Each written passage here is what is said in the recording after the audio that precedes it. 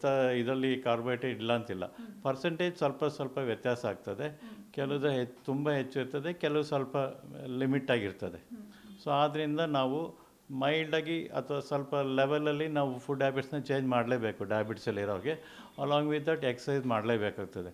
Brisk walking, running, jogging ಅಥವಾ ಜಿಮ್ಗೆ ಹೋಗ್ಬಿಟ್ಟು ಅಲ್ಲಿ ಎಕ್ಸಸೈಸ್ ಮಾಡೋದು, ಆ ಥರದ್ದೆಲ್ಲ ಮಾಡಲೇಬೇಕಾಗ್ತದೆ. ಯಾಕೆಂದರೆ ಡಯಾಬಿಟೀಸ್ ಕಂಟ್ರೋಲ್ ಮಾಡಬೇಕಾದ್ರೆ ಅವ್ರು ಸ್ವಲ್ಪ ಎನರ್ಜಿನೇ ಯೂಸ್ ಮಾಡಬೇಕಾಗ್ತದೆ.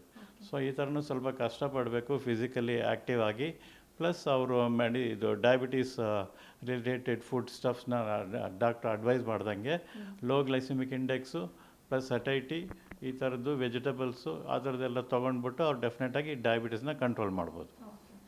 ಇನ್ನು ಎಷ್ಟೋ ಸಾರಿ ನಮ್ಮ ದೇಹಕ್ಕೆ ಯಾವ ರೀತಿಯಾಗಿ ಶುಗರ್ ಬರುತ್ತೆ ಅನ್ನೋದು ಎಲ್ಲರಲ್ಲೂ ಕೂಡ ಡೌಟ್ ಇರುತ್ತೆ. ನಾವು ತಿನ್ನುವಂಥ ಆಹಾರದಿಂದ ಬರ್ತಿದೆಯಾ ಅಥವಾ ನಮ್ಮ ಲೈಫ್ ಸ್ಟೈಲಿಂದ ಬರ್ತಿದೆಯಾ ಅನ್ನುವಂತಹ ಸಂಶಯ ಅನ್ನುವಂಥದ್ದು ಅಥವಾ ಪ್ರಶ್ನೆ ಅನ್ನುವಂಥದ್ದು ಎಲ್ಲರಲ್ಲೂ ಕಾಡ್ತಾ ಇದೆ. ಹೇಗೆ ನಮ್ಮ ದೇಹಕ್ಕೆ ಶುಗರ್ ಅನ್ನುವಂಥದ್ದು ಹೇಗೆ ಬರುತ್ತೆ? ಶುಗರ್ ಕಾಯಿಲೆಯಾಗಿ ಹೇಗೆ ಮಾರ್ಪಾಡಾಗುತ್ತೆ ಸರ್?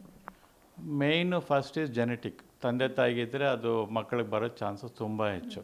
ತಂದೆ ತಾಯಿಗೆ ಇಬ್ಬರು ಇದ್ದರೆ ಮಗುಗೆ ಆಲ್ಮೋಸ್ಟ್ 30 to 40% ಬಂದೇ ಬರ್ತದೆ. ಟೈಮ್ ವೇರಿ ಆಗ್ಬೋದು. ಅವ್ರ ತಂದೆ ತಾಯಿಗೆ 50 ವಯಸ್ಸಿಗೆ ಬಂದಿದ್ದರೆ ಇವ್ರು ಇದು ಫುಡ್ ಸ್ಟೈಲ್ ಏನಾದರೂ ಸರಿ ಇಲ್ಲ ಅಂತಂದರೆ, ಎಕ್ಸಸೈಸು ಫುಡ್ ಹ್ಯಾಬಿಟ್ ಸರಿ ಇಲ್ಲ ಅಂದರೆ ಬೇಗನೆ ಬರ್ಬೋದು. ಅವ್ರು ತುಂಬ ಕಂಟ್ರೋಲ್ ಮಾಡ್ಕೊಬಂದರೆ ತುಂಬ ಲೇಟಾಗಿ ಬರ್ಬೋದು. ಸೊ ಬರೋ ಚಾನ್ಸಸ್ ತುಂಬ high. So genetic variation. Nowadays ಎಲ್ಲ ವರ್ಕ್ ಫ್ರಮ್ ಹೋಮು ಅದು ಇದು ಸ್ವಿಗ್ಗಿ ಝೊಮ್ಯಾಟೊ ಎಲ್ಲ ಆರ್ಡ್ರ್ ಮಾಡ್ಕೊಂಡ್ಬಿಟ್ಟು ಮನೇಲೇ ಕೂತ್ಕೊಂಡ್ಬಿಟ್ಟು ಅವ್ರು 1 ಇಂಚು ಮೂವ್ ಮಾಡೋದಿಲ್ಲ. ಬೆಡ್ ಮೇಲೆ ಲ್ಯಾಪ್ಟಾಪ್ ಇಟ್ಕೋತಾರೆ, ಅಲ್ಲೇ ಕೆಲಸ ಮಾಡ್ತಾಯಿರ್ತಾರೆ. ಚಿಪ್ಸು ಗಿಪ್ಸು ಎಲ್ಲ ಸುಮ್ಮನೆ ತಿಂತಾಯಿರ್ತಾರೆ, French fries. So food habits number 1, lack of physical activity number 2, number 3 genetic. ಈ 3 ಮೇನ್ ಕಾರಣಗಳು. ಯಾಕೆಂದರೆ ನಾವು ಫುಡ್ ಏನೇ ಆರ್ಡ್ರ್ ಮಾಡಿದ್ರೂ ಅದು ಟೇಸ್ಟಿಯಾಗಿರಬೇಕಾಗುತ್ತೆ. ಝೊಮ್ಯಾಟೊ ಸ್ವಿಗ್ಗಿ ಯಾವುದನ್ನಾದರೂ ಆರ್ಡ್ರ್ ಮಾಡಿದ್ರೂ. ಸೊ ಅವೆಲ್ಲ ಏನಾಗುತ್ತೆ, ಅದರಲ್ಲಿ ಒಂದು ಜಾಸ್ತಿ ಫ್ಯಾಟ್ ಹಾಕಿರ್ತಾರೆ, ಜಾಸ್ತಿ ಶುಗರ್ ಹಾಕಿರ್ತಾರೆ, ಜಾಸ್ತಿ ಸಾಲ್ಟ್ ಹಾಕಿರ್ತಾರೆ. ಸೊ ಇವೆಲ್ಲ ಟೇಸ್ಟಿಗೆ ಜಾಸ್ತಿ ಬೇಕಂದರೆ ಅವೆಲ್ಲ ಆ್ಯಡ್ ಆಗಿರೋದ್ರಿಂದ ಇವ್ರು ಎಷ್ಟೇ ಕನ್ಸ್ಯೂಮ್ ಮಾಡಿದ್ರೂ ಬೇಗನೆ ಅವ್ರು ವೆಯ್ಟ್ ಗೇನ್ ಆಗ್ತಾರೆ, ಪ್ಲಸ್ ಫಿಸಿಕಲಿ ಇನ್ಯಾಕ್ಟಿವ್ ಆಗಿರ್ತಾರೆ. ಸೊ ಆದ್ದರಿಂದ ಇವ್ರಿಗೆ plus mental stress is also very important.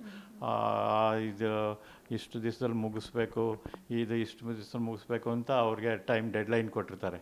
So ಆ ಸ್ಟ್ರೆಸ್ ಬೇರೆ ಇರ್ತದೆ, ಲ್ಯಾಕ್ ಆಫ್ ಸ್ಲೀಪು, ಇದೆಲ್ಲ ಆ್ಯಡಪ್ ಆಗಿ nowadays we are seeing more of diabetes even in the younger age group. ಇನ್ನು ಎಷ್ಟೋ ಬಾರಿಗೆ ಒಂದಿಷ್ಟು ಜನರಲ್ಲಿ ಒಂದು ಡೌಟ್ ಇರುತ್ತೆ, ಏನಂತಂದರೆ ನಾನು ಸಕ್ಕರೆಯನ್ನೇ ತಿನ್ನೋದಿಲ್ಲ, ನಾನು ಸ್ವೀಟನ್ನು ತುಂಬ ಅವಾಯ್ಡ್ ಮಾಡ್ತೀನಿ, ನನಗೆ ಸ್ವೀಟ್ ಅಂದ್ರೇ ಆಗೋದಿಲ್ಲ, ಆದರೂ ಕೂಡ ನನಗೆ ಶುಗರ್ ಬಂದಿದೆ ಅಂತ ಹೇಳ್ತಾರೆ.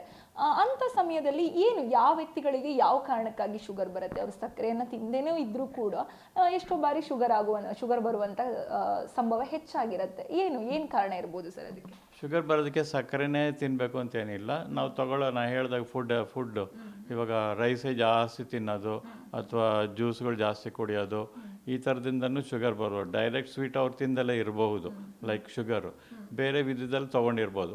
ನಂಬರ್ 2, ಫಿಸಿಕಲ್ ಆ್ಯಕ್ಟಿವಿಟಿ ತುಂಬ ಕಮ್ಮಿ ಇರ್ತದೆ. ವೆಯ್ಟ್ ಮಾತ್ರ ತುಂಬ ಜಾಸ್ತಿ ಇರುತ್ತೆ ನವಡೇಸ್. ಚಿಕ್ಕ ಮಕ್ಕಳು ನೀವು ನೋಡಿದ್ರೆ ಅವ್ರು ಇರೋ ವೆಯ್ಟ್ಗಿನ್ನ ಆಲ್ಮೋಸ್ಟ್ 20, 30, 40% ಜಾಸ್ತಿನೇ ಇರ್ತಾರೆ. ಸೊ ಆದ್ದರಿಂದ ಅವ್ರದ್ದು ಲೈಫ್ ಸ್ಟೈಲ್ ಮಾತ್ರ ಡೆಫಿನೆಟಾಗಿ ಚೇಂಜ್ ಮಾಡಬೇಕು. ತಂದೆ ತಾಯಿಗಳು ಗಮನ ಇಟ್ಟು ಅವರು ಹೆಚ್ಚು ವೆಯ್ಟ್ ಆಗದೆ ಇರೋಂಗೆ ಅವ್ರಿಗೆ ಪ್ರಾಪರ್ ಫುಡ್ ಕೊಟ್ಬಿಟ್ಟು, ಆಮೇಲಿಂದ ಈ ಥರ ಟೇಕ್ ಅವೇ ಫುಡ್ಸ್ನೆಲ್ಲ ಆದಷ್ಟು ಅವಾಯ್ಡ್ ಮಾಡಿ, ಮನೇಲೇ ಆದಷ್ಟು ಫುಡ್ ಪ್ರಿಪೇರ್ ಮಾಡಿ, ವೆಜಿಟಬಲ್ಸು ಇದು ಸ್ಪ್ರೌಟ್ಸ್ ಅಂತೆಲ್ಲ ಹೇಳ್ತೀವಲ್ಲ, ಆ ಥರದ್ದೆಲ್ಲ ಮೊಳಕೆ ಕಾಳು ಆ ಥರದ್ದೆಲ್ಲ ಕೊಟ್ಟು ಅದೆಲ್ಲ ಕೊಟ್ಬಿಟ್ಟು ಅವ್ರನ್ನ ಲೈಫ್ ಸ್ಟೈಲ್ಸು ಸ್ವಲ್ಪ ಚೇಂಜ್ ಮಾಡಿದ್ರೆ ಆವಾಗ ಶುಗರ್ನಿಂದನೇ ಡೈರೆಕ್ಟ್ ತಿಂದ್ರೇ ಬರಬೇಕು ಅಂತೇನಿಲ್ಲ, ಬೇರೆ ಫುಡ್ಡು ಇನ್ಯಾಕ್ಟಿವಿಟಿಯಿಂದನೂ ಬರ್ತದೆ. ಯಾಕೆಂದರೆ ಬಾಡಿನಲ್ಲಿ ಏನಾಗ್ತದೆ, ನಾವು ಎಷ್ಟು ಫುಡ್ ತೊಗೋತೀವೋ ಅಷ್ಟು ಇನ್ಸುಲಿನ್ ಪ್ರೊಡ್ಯೂಸ್ ಆಗಬೇಕು ಅದು. ಸೊ ನಾವು ತುಂಬ ಹೆಚ್ಚು ತಿಂತಾ ಇದ್ದರೆ ನಾವು ಇನ್ಸುಲಿನ್ ಹೆಚ್ಚು ಪ್ರೊಡ್ಯೂಸ್ ಆಗದಲ್ಲೇ ಇರ್ಬೋದು, ಪ್ರೊಡ್ಯೂಸ್ ಆಗೋ ಇನ್ಸುಲಿನ್ನು ಕೆಲಸ ಮಾಡ್ದಲೇ ಇರ್ಬೋದು. ಯಾಕೆಂದರೆ ನಮ್ಗೆ ಎಕ್ಸಸೈಸ್ ಅದು ಇದು ಏನು ಇರಲ್ವಲ್ಲ. ಸೊ ಆದ್ದರಿಂದ nowadays we are seeing more number of cases because of lifestyle changes and genetic also. Guarantee news, ಸುದ್ದಿ ಖಚಿತ, ನ್ಯಾಯ ನಿಶ್ಚಿತ.